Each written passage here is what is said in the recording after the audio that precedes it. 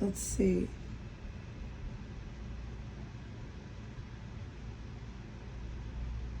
Oh, they're not gonna do it now.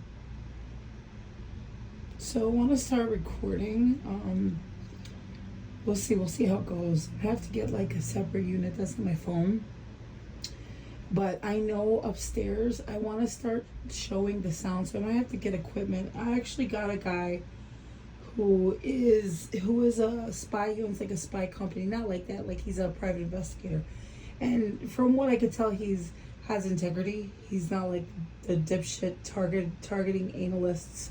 I call them targeting analysts, or the criminals that have been brought into the fold as what is it, gangstalkers. So where I'm at. Anyways, so one of the things that they'll do, there we go. But I'd like to catch it when they're doing the tapping thing. So a couple things. One, I know that they have walls upstairs that they're actually like they're able to, it's like adjoining rooms, but I know that they built a lot of it in the summertime. So I'm on the second floor and they're on the third, and we can tell because we can hear things rolling. And I know that the technology, it's a long story as to why I think this place was covered in better technology, but yeah, they're getting loud now. Cool. I don't know if you're hearing any of it though because I'm talking. But anyway, so the guy who was like behind getting the big technology, I think, on the roof and throughout the building, and that's a whole thing. I'll go through it at some point. I think he's not as sharp as he used to be, so perhaps he doesn't quite have those contacts. But in any case, I knew that they were taking stuff apart in the summertime. But what happened was, I know that what they did was they had to bring in a bunch of older equipment. So this probably has to do with brain mapping. And I've wondered, they must have like sensors or something in the floor. I mean, obviously our bodies have sensors, but I can only give the knowledge that I suspect, right? Can't say that I know for sure. But I'm just gonna say it like I do, because that's what I'm gonna do. I'm not on trial, so I'm gonna say what the fuck I want. But I also want to be honest about that.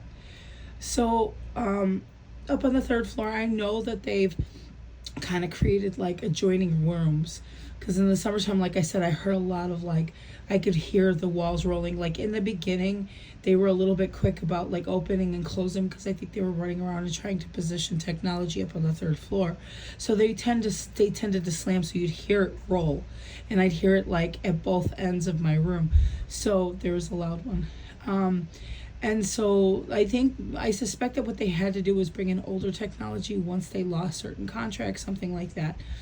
This all has to do with like the nanotech and the next level of MK Ultra for the targeted individuals, blah, blah, blah, blah, blah. So, but one of the things that they'll do is, like, I'll walk into another room and then all of a sudden people will start stomping on the ceiling above me. Or sometimes what they'll do is they'll just start, like, wherever I go in this suite, they'll just come above me and then they'll just start tapping. So I suspect that this is probably like a multi-use tactic. Like some of it might have to do with nanotechnology, things that I don't understand. I suspect that. Some of it might have to do with like trying to create a paranoia or an aggravation. I think I definitely know that sometimes they'll attempt to trigger me. So like they've done things lately, like the gang stalkers here have done things like they've tried to corner me or put me in positions where they'll try to get me to fight with them. But the thing is that I will say that I was intuitively warned that that was the next step that was coming. So I saw it coming before it happened, and then when it happened, I was like, oh, this is what you're doing. So like all of a sudden the gang stalkers had sort of like went from being cool to now they're trying to trigger me or get me to be aggravated. So, and this could possibly be about getting my, my heart rate up. I just have a feeling that this has to do with like reconnecting me back to the cloud, which I'm just going to say that doesn't seem like I am completely anymore, because it's a lot easier to just be me without having to do constant neurolinguistics programming, just sort of sussing out what is implanted thoughts and then what is me. But I've been studying neurolinguistics programming for years. It's just more frustrating because it's like a lot of work having to comb through, right? Like all the suggestions and the blah blah blah blah blah. Mostly, I treat a lot of it like par for the course. I think a lot of it I think I can be quite entertained by, and then there's times where it's like, oh my god, this is fucking annoying. You guys are doofuses. But I sort of have a warped sense of humor, so it comes in handy in situations like this. But yeah, there is a couple. The woman Maria, she apparently has some mental health issues, and I'm not knocking her for that. I would say the one thing I'm knocking her for is being my gang stalker, and trying to sort of incite violence against me one night, which it didn't work out at all. And then her girlfriend GT, who is quite nuts. She's probably the one who is the most provoking. Like, she'll just randomly start like screaming things at down the hall at me, and I just ignore her because I think, well, what's the point, right? Like, I know what the agenda is. There is no point. And also I will call the cops like for every fucking thing, and they don't like that because one of the gang stalkers who actually works here, her name is Star, and she's the one that pulls all sorts of trying to trigger me. But I kind of also enjoy her bullshit from time to time. Like, I'm here, so I'm gonna. It's a lot. It's a lot I have to divulge, but and I understand who her boss is, and I even called her out and I said, "How is your boss, Keenan Ford?" And she got so aggravated. She tried to make it sound like her boss is the woman who runs this hotel. It's not. Her boss is Keenan Ford. So, but anyways. I've caught them in a lot of bullshit, that's for sure. And they repeatedly try to trigger me. They are always doing this. But I think if anything, they just kind of make me sharper because I usually know they're going to pull something before they pull it. And I would say the last time I had to call the cops was a few days ago. And I'm just gonna do that every single fucking time. Like, anytime I think that there could be violence or it gets like that, I'm gonna call the cops.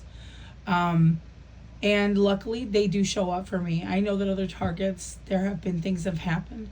I'm not exactly things that have happened in terms of the cops not showing up. They show up pretty fast here for me. But if something weird did start to happen, I'll trust and believe. Trust and believe. I'm a singer and I'm really respected for my ability to sing by a lot of people, and I'm known as being a very smart and intellectual person. I'm also a controversial figure to those who are very intimidated by and not all men are misogynists. I don't like this time we're living in where men aren't allowed to be men, but certainly there's a lot of misogynists around here, which I really haven't seen men like this in years, where they're just very offended by a woman who could stand on her own 2 feet. So certainly I'm a controversial figure, but I'm also, I'm recognized definitely to not be somebody who is easy to fuck with, and I would say I've definitely have clever ways of fighting back, and the majority of the things that have been thrown back at me when the timing was appropriate, the clapback was real and people got hurt, and it wasn't that hard for me to do it. I literally just let you hang yourself, and I'll just leave that there. But trust and believe that if the cops stop responding, I got plans A, B, C, D. I got plans through Z, and I think that they're starting to realize this about me, that it's like, fuck. I did address earlier this evening, and that stuff that you're seeing above me, I was gonna lie and say like, oh, I'm an artist, but it's like, oh well, you know what, no, a targeted individual, we're out. a lot of information has come out that we can prove it. And I read something about, this is like the space blankets. I'm not really sure because I don't have any devices checking the radio frequencies. But I read something about, cheaply blocking out radio frequencies. So we do have some other plans as well. But in any case, yeah, I think that these people are aware that, I'm not gonna stop. I'm not gonna stop sticking and moving. And I think a lot of people will say things like, they just kind of assume that if you get on the bad side of the CIA, that you're dead. That's not true. First of all, and I forget what this is called. I need to tell myself, I gotta memorize it and keep it in my head. But it's like the memorandum, blah blah blah. Anyways, it's a presidential order. They have to get a presidential order to like put you on a kill list. Not to say that things can't happen. I'm sure. But this is where I say, this is the thing that people don't understand. And I would say I knew this before I knew this. I'm just going to tell you that it's weird that I feel like I have ancient knowledge buried in my soul. Because right when I've needed it, it's come up. And I just knew what to do. And I didn't have any fear of these people. Not to say that there hasn't been times where things have been scary. But I'm really not one to just bow down. I'm not. I'm more afraid of being a punk ass bitch than of not standing my ground, because I feel that what I'm going through is my purpose. I've always been somebody who has fought for the underdog. I am the underdog. And I've always been somebody who has felt that her mission here was to free myself and other people. And I can't explain that. I think it's very, very deep. It's just too much to go into, but I have always been this way. And I would say my activism, at some point I'll talk about that, started it started damn near when I popped out the womb. I've always been fact-checking motherfuckers and moral checking motherfuckers. And I would say in grammar school I was quite the beast. I've got a lot of stories about that. But I've always been somebody who, I do not tolerate authority that is not worth respecting. And with that said, I did have something happen recently with a sheriff who, I'm just gonna say, there is something I'm going to go into at some point in terms of what tactic I've been using here with my car. But I'm just going to say that it's complicated, and I'm spinning off into two topics that are related right now. So this is kind of perfect. But this has to do with the universal laws and occult laws. I follow universal laws. I want to see the occult destroyed. Now, I want to see them first exposed, and by exposing them, you're destroying them because they don't like the light. And you have to understand that these people are occultists through and through. And if they themselves are not occultists, they're controlled by occultists. So you don't understand the code. It does. It's very much like the mafia. It has a code here. And there's different need to knows. And the need to know,